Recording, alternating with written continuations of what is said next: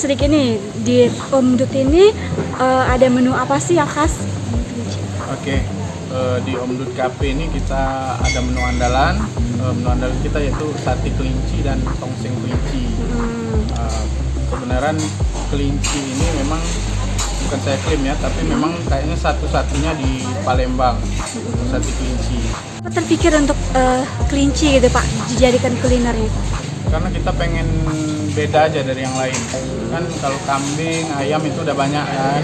Nah, makanya di Palembang ini kalau kita cari kuliner ya itu aja. Makanya kita coba inovasi lain kan. Coba kita buat kelinci dijadiin sate. Oke. Boleh gambaran sedikit rasanya tuh gimana kalau dibanding daging? Kalau kelinci itu rasanya itu kayak daging ayam, mirip-mirip daging ayam tapi teksturnya lebih kejal. Kalau sate kan biasanya di pinggir jalan atau di kedai, nah ini kayak di kafe gitu, kenapa? Bener, kita kan memang dari awal konsep kita kafe sebenarnya dari 2015 dulu kan. Nah begitu ya kita kan cari inovasi baru kan, apa sih yang menarik itu.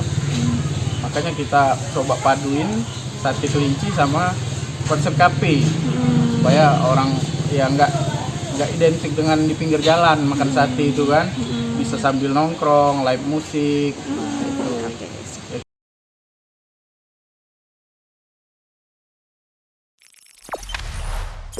Jangan lupa subscribe, share, komen, dan like ya.